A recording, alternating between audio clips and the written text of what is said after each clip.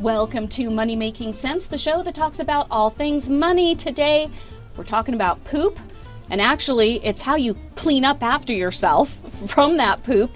Sometimes joining me today is Jill Jones. You are the district manager for Central Davis Sewer District. Correct.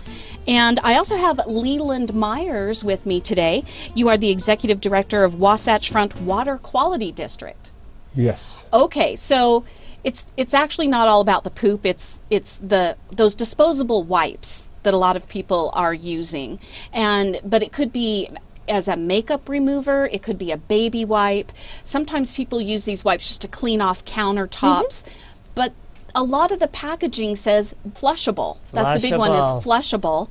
They're sticking them in the toilet, and they're getting stuck. Yes, flushable wipes. You've got that. Yeah. So a lot of our sewer pipes aren't designed to handle flushable wipes. So why are they out there? How did these get onto the market? So one of the reasons that they came out was convenience, and some of the manufacturers decided that it would be great to tell people that they needed to use the wipes to make themselves more clean. That dry paper does not work. Toilet paper being dry does not work as well as if you have something moist to remove everything. And then to make it even more convenient, put it down your toilet. Right down the toilet. Yes. Well, a lot of the pipes, especially here in Utah, I mean, many of our houses were built 100 years ago. The sewer pipes just coming from the house, they're very small. They're like an inch and three. Yeah, the average sewer pipe is 4 inches. Yeah, 3 to 4. Yeah. And the 4-inch pipe will carry most anything you would normally flush down. We like to say the pee-poo paper, because that's what belongs in a sewer. You might be able to put some garbage grindings in there too, but I mean, really what we're looking at is the sanitary needs that we have. And that's what we were designed around. Old clay tile pipes have joints that can cause things to cling to them at the joint. And so items that are not necessarily going to readily break down in the system can start congealing in those joint areas, particularly if you put down some cooking grease, and then they start forming a block. Mm-hmm. Right. And that blockage is formed with products that are historically not meant to be flushed, but get to be flushed. Right, and so then when you have a blockage in the pipes, it backs up into people's homes. Correct. And it's not always the house that put the flushable wipes into it, is Correct. it? That is correct. We had that happen at my condominium association. I was the president of the HOA at the time, and it's 6 buildings, or 6 condos all together in one building. And the people on the upper floors were using flushable wipes, but all the sewage at one point backed up into the lower units. Mm-hmm. And I think we have some pictures of that. This came when they had to remove the toilet, but this is sort of what came out. Sorry, it's a little blurry, but this is what came out from the toilet, but it wasn't just this blob. This is after they'd cleaned up a lot of the mess around the bathroom floors. The water, almost exploded. The homeowner, here we go. The homeowner said it looked like his sewer had vomited out of the toilet. And so the walls, the bathroom, the vanities, the closet that was next to there had to all be destroyed. Clothes that it soaked through the carpet. So his costs alone were $56,000 to fix that. And that's fairly common. When we've had backups in our district, that's a common dollar amount to fix. $56,000. Correct. And it wasn't even his disposable wipes. That's he right. didn't use them. He did not use flushable wipes. The people upstairs did. And guess who didn't pay for it? The people upstairs. Mm-hmm. So if you imagine for a moment that in a home you pulled out a little rat's nest almost looking like amount, right? Right. In a sewer line in London recently, they had what they called a fatburg, which was the oil and the wipes all congealed together, and it was the size of a city transport bus. Yep. And we do have a picture of it. You can see in there, a lot of the brick sewer system, because it's older. Now London, I mean, they've had their sewer systems in place for hundreds of years. And so they probably aren't the best designed to begin with to take care of modern conveniences. So, yes, so this looks like it's would have been an open room that stands a good 5 or 6 feet tall and wide. And this fatburg, as you called it, is filling up nearly 3/4 of the room. Mm-hmm. It's huge, because that's from all the people in the city putting these flushable wipes into the sewer, and then it collected in one spot in the city. So where did all this sewage come out? Do we know? Where did it come out? Yeah. Well, they had to pull it out manually. So they had to remove the fatberg manually. They have to get in there and actually bring it out with either equipment if they can get it in, but more often than not with people doing this kind of work. Oh. You know, the challenge is that this one says flushable, Yeah. but the one that's the baby wipe, you know, It says doesn't say flushable, but if you look on the package really, really closely, somewhere way down in the middle of the corner, there's a little icon that says, oh, don't flush this one. But, you know, there's It's another so one here small. that's a makeup remover that has it in written little words I think I've on got the it. very Not back. that one. Oh, not that one. These are convenient products that people like to use that are beneficial, but they don't say very Clearly. prominently, don't flush me too. All right. And so they all have problems. The flushable are maybe not quite as bad, Right. but they all have problems, and people don't differentiate.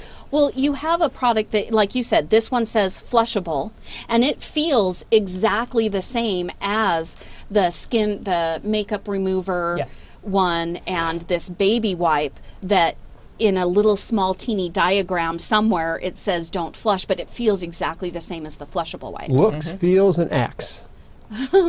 Good Lord. Okay, this might be a good time to show the difference between toilet paper and a flushable Give me wipe, some paper. what it will do. So if we take some toilet paper here, wad it up and shove it in a beaker. This is my wife's catting jar that she's not going to use now. I'm sure she's happy about this. And if I shake it just a little bit, you'll start seeing it break down. It's starting to come apart. If I shake it a little bit more, and that imitates the turbulent action in a sewer line. Okay. We like flows to go relatively smooth, but there's some bends and turns. And so now if you look at that, it's starting to look pretty Yeah. Pretty chopped up. and it's getting Yeah. together. And it doesn't take a lot of turbulence to make this become very homogeneous. Just like the milk we'd want homogeneous, you know. Right. If we do the same This is a thing flushable. with the flushable wipe, what'll happen is I'm going to get a little bit of coloration out of it, but I can sit here for the next 5 minutes and shake this, and that flushable wipe's going to remain intact. Completely intact. Now, Yeah. given enough time and enough turbulence, it'll break down some. So that it might not be as bad as if I put that huggy wet wipe in. But it's still not going to break down like toilet paper.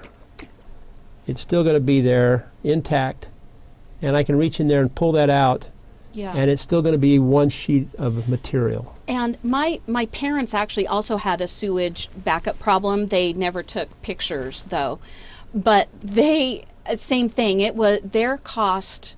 Just the damage in their house was about $30,000, but it turns out that the clog happened before it hit the end of the sidewalk. So from your house to the sidewalk is you are personally responsible for that.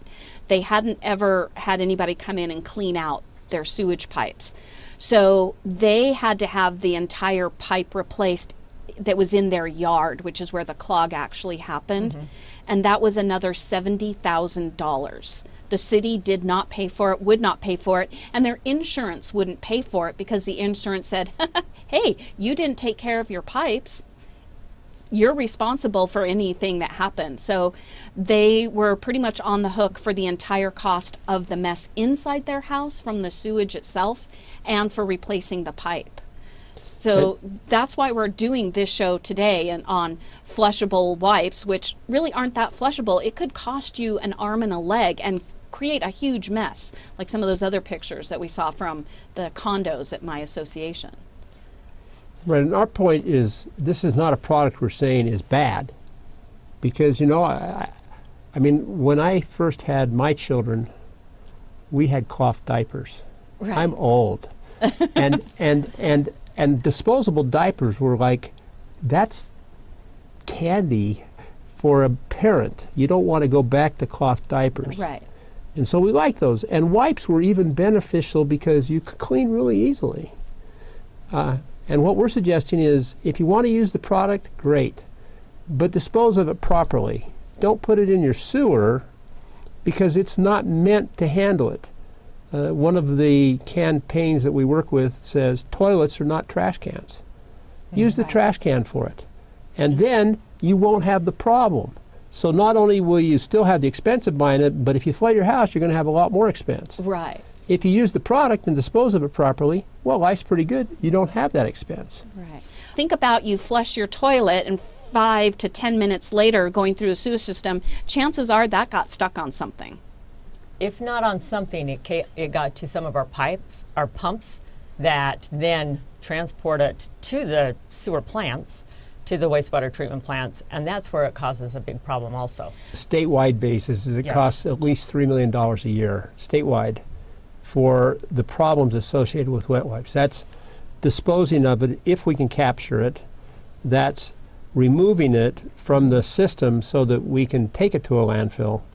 That could include, once in a while, going out and having excess maintenance, but doesn't include cleanup costs if there's a problem associated with it, with the failure of a pipeline system because of it, or pumps.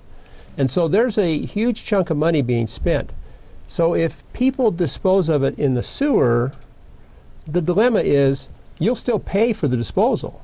Right. It's just that taxpayer dollars. It's going to go into a it's your sewer rate. system that isn't going to benefit it at all. It just has great risk. And if part of my taxes are going toward $3 million worth of cleanup or getting rid of all these flushable wipes out of the sewer system, that's money that won't pay for the potholes in my roads and all sorts of other issues. So Right. in our district, we spend close to $60,000 a year just to make sure that they're not causing us a problem, the wet wipes in our pumps. So we send people out weekly to check our pump stations. So that is an added expense that our ratepayers had not had in the past. And we showed in the last episode, a bunch of different types of what these disposable or flushable wipes can look like. And some of them will say they're not flushable, but it does it as a little teeny icon that is on the backside and people aren't reading it. But there's one that you brought that is definitely, I mean, I can't think of any other way you would dispose this. It's meant to wipe your bum after you have done your duty. And yeah, so I'm I'm in a vulnerable position with this on my hand, taking care of myself. And how do you take it off? Yeah. Because you don't want to, you know. Yeah. And then we've had the conversation, is it double-sided? Oh, right. There again, how do you take it off? Right, but And you're then sitting put- right on, so let's pretend for a moment we managed to get it off without touching anything that was on it. You're right over the toilet. Of course, where are you going to put it? Right down there and have it go away. Does it say, does this package, that's this one, right? Correct. Okay, it says disposable mitten-shaped moist wipes, safe for babies, pets, and adults. There is nothing on there that even says whether it's flushable or not flushable. Correct. So if I'm cleaning up myself as an adult, I'm going to go, great, toilet. Exactly. If And I that's what manage most to get people it are. off without touching whatever was on it. You know, there are times when these products really do serve a valuable purpose. If I were caring for an elderly adult, which I've done in the past, and you have to help them because they're no longer able to be clean themselves. Right. These products have a very good purpose. We're not saying don't use it. What we're saying is dispose of it properly. In the trash can. That's right. The trash can. We have a Yeah. little video we play that talks about it, and it says we want you to put it in a bag, in a bin. It may say flushable, but shouldn't go in. Shouldn't go in. This is one of my favorites. This actually comes from England, and it says, if you love your loo, only flush Paper. paper, pee, or poo. Because loo rhymes with poo. That's right. So I like that. So you're saying don't flush flushable wipes or disposable wipes. They need to go into the trash can. Right. All of these Correct. products, I mean, we find all sorts of products that gets flushed down, most of which shouldn't be. I mean, we have, I don't know how someone can conceive that a tampon applicator is a flushable product, but people Plastic do. Right. You know, you can flush many things, but Yep. that doesn't mean they should be flushed. You can flush a golf ball down. Right. I mean, but don't really do that because Yeah. it's dumb. You know, and the same thing goes for a lot of these products. They're just not meant to be put in a sewer. It's not a trash can. Do you now this is a little harder. You've got kids 2, 3 years of age, and it's fascinating to just watch the water swirl And make down things disappear. and make things disappear. So how do we teach our toddlers not to be putting their cars down there to watch them like, ooh, where did it go? I mean, is there a way you can do that? I think it goes back to we teach them how to wash their hands. You know, for the time allowed, you sing happy birthday or whatever as they wash. It's just an education that you have to come up with, you know, you flush that toy, that's gonna cause problems, and you don't get that toy back. You know, it goes away forever, so you can't do that. So parents are very good with teaching their kids things that they should be taught, especially when they're little. So I think that's something that parents really can do. And they have those safety hooks on toilet seats that you can't raise it? Oh, I think they do, yes.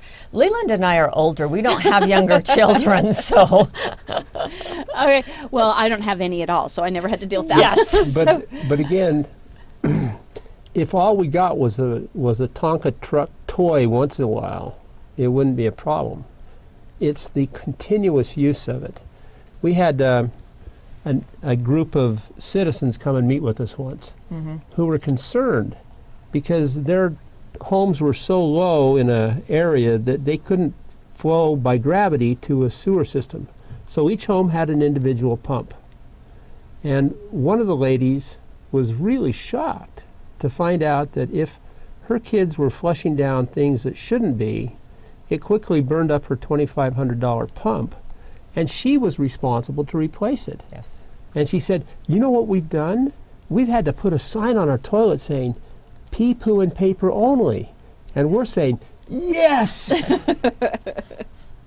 Yeah. Excited.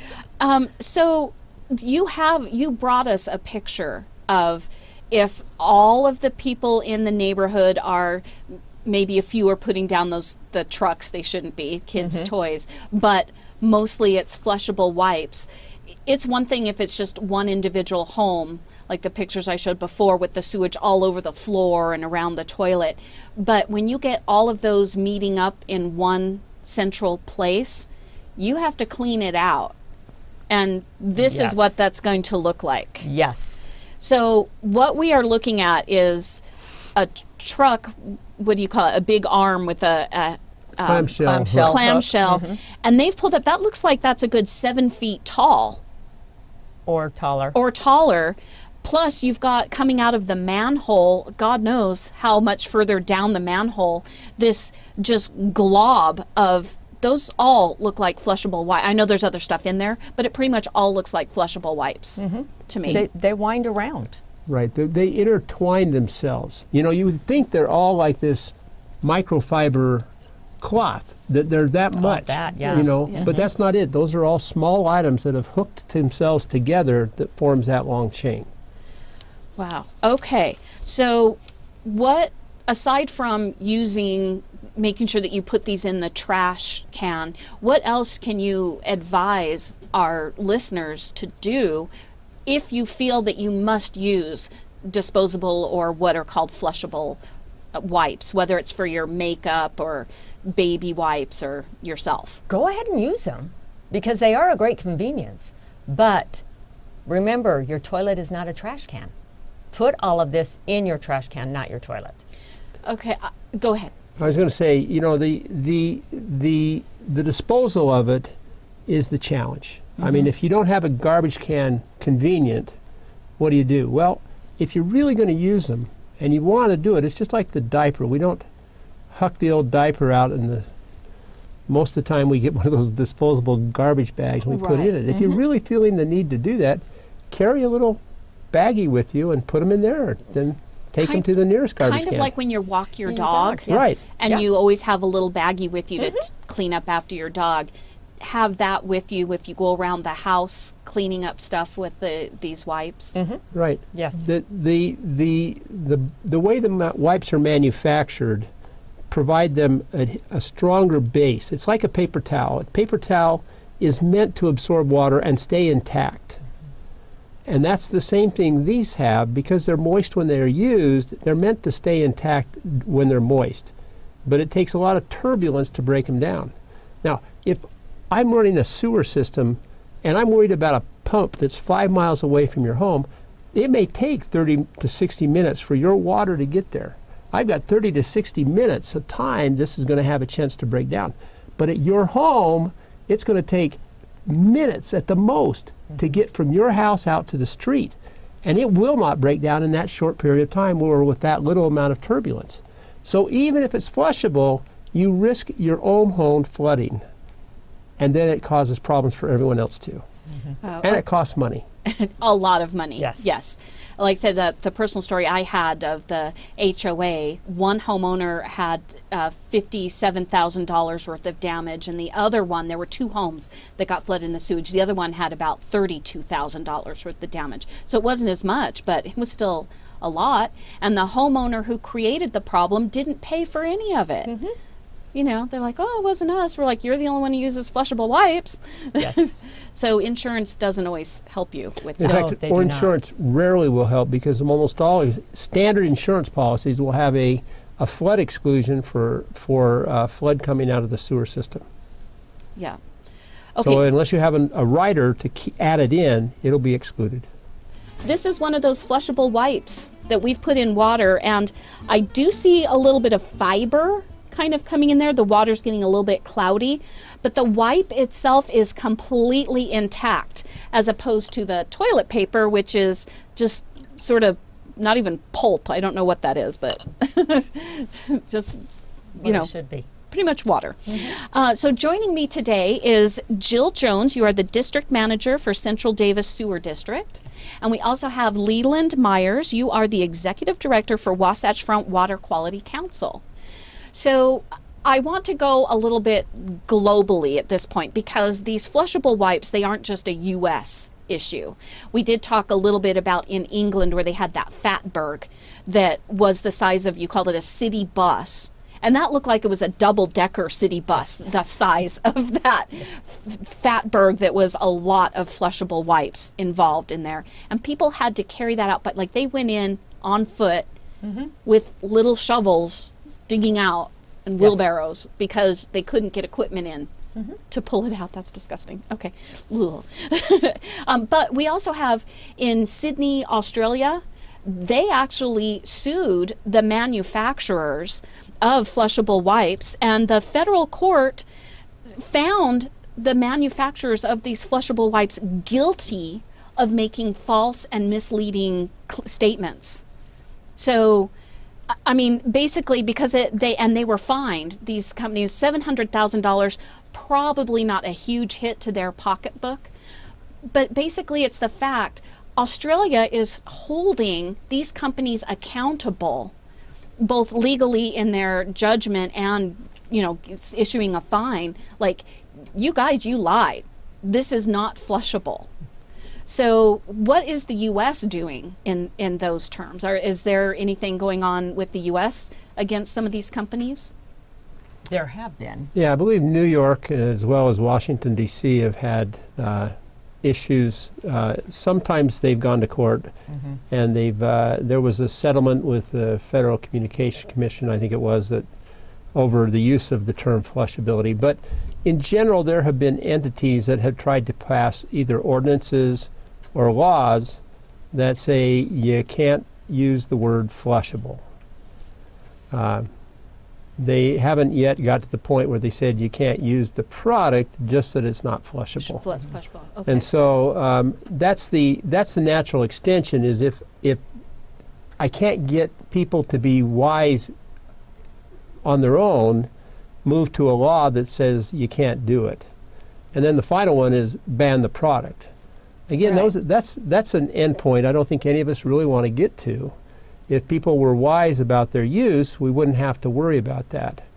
But it's a matter of education that's needed to help people understand, because honestly, unless you're looking for it, people don't know it. Right, and you are starting an education program, or have already started it. Are you going into the schools or homes, or how are you actually doing this? And maybe you can, Jill, you can show us. So this is our third year. We Okay. do a poster contest for the 5th and 6th graders in our district, and they come up with ideas on how to keep clean water and how to dispose of your wipes. So we these give are, cash prizes. Okay, so these are all actual posters that 5th and 6th graders have created. Correct. Oh, They are very good. So and we hopefully give no one in their prizes. home is. I think after they do these posters, they realize and they let their moms and dads know. And because that's where our biggest bang for the buck is Right. educating our youth. I'm sorry, and you said you give prizes? We to- give cash prizes. Oh. Yes. So- to the winners. Is this going on right now? We do this towards the spring. Spring. Okay. Yeah, because that's usually when they learn about microbiology. We also go into the classes that ask us. We do presentations, or we also do tours at our plant, which most wastewater treatment plants along the Wasatch Front will give tours or also present at different schools. Okay, and I again want to state this is so important because it's so expensive to fix if you get sewage backed up into your home. And you may not be the one using the flushable wipes or the non-flushable wipes, but you get the sewage from it because you're in a low-lying area. Like the example we had early on in my condo association, the people on the higher levels, the higher floors, you had to go up a couple of floors to get into their unit. They were flushing these wipes down the drain, and the people on the bottom level had this in the picture we've got. It is sewage. It is raw sewage, poop, everything else you don't want on their bathroom floors, in the showers. I mean, it came out of every possible crevice in their house on the bottom floor. So they had to pay for it. The upper floors who flushed all this stuff down there, they didn't pay a cent. And my parents, the same thing. They wound up having to pay not only the entire insurance didn't pay for it because they put stuff in the toilet they shouldn't have, but they had to replace the pipe where the clog happened because it happened in the clog happened at their front yard. It didn't make it all the way to the street where the city takes over the responsibility of the pipe. And that was $70,000. It can be a huge hit to your pocketbook. Yeah. It really can. And then, so now they paid for all that individually, and if some of the stuff from other households in their area make it into the city and all the way to the pumps and they get a clog, well, now they're paying double in their taxes because their tax dollars have to pay for the cleanup. Their Right. rates pay for that, yes. Yeah. Yep. And So I was going to say, it would be a lot easier if everybody simply said, I'm going to put it in the garbage can. yes, Because then you tote that little bag from the garbage can out and put it in the big garbage can, and none of those things happen in the first place Right. if you do it correctly. But if you don't, then your risk is, of course, the flood. Right. And the flood just simply is much more inconvenient than carrying out a little bag to the garbage can. And smelly Yes. and horrible. And then you don't want to live in your house. Yeah. That was the big thing. My mother, she loves her house. And after this, she's like, I don't even want to live here anymore. She was crying and sobbing, and she was ready to sell the house. And they finally got everything put back together 3 months later. 3 months it took to get it all together. So now she's okay, and she loves her house. But there was that time that she just thought, that's it, we're leaving, we're moving. And I'm like, you won't get any money for the house if you do that. So yeah, it was a bit rough. But I did want to end one last picture, if we can zoom in on this. This is a picture from Sydney, Australia, where Australia is the one who fined the Flushable wipe companies for misleading false advertising. This is the amount of Flushable wipes they take out every year, just in Sydney. 60 times that. 60 times that, which would be a Tyrannosaurus Rex. That's the size of it. Yeah. Which is mind-blowing, I think, to me. That is awful.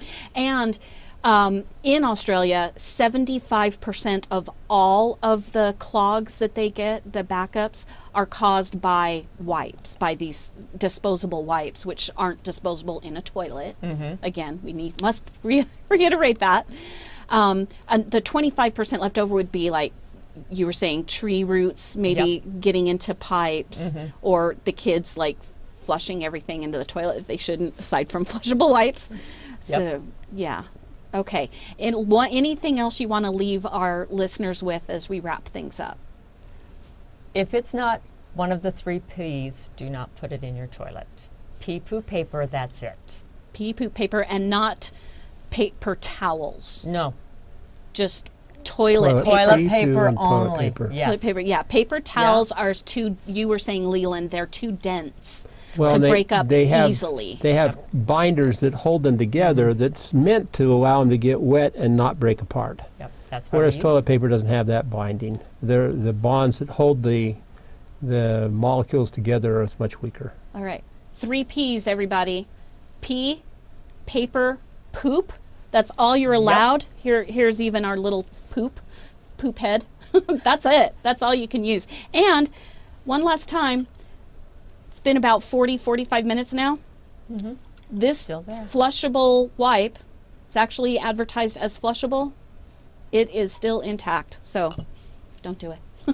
Thank you so much, Jill Jones and Leland Myers, for telling us the reasons why we need to throw away in the trash anything that says it's a wipe. Even if it says Flushable, don't flush it. It'll cost you way too much money. Correct. Thank you.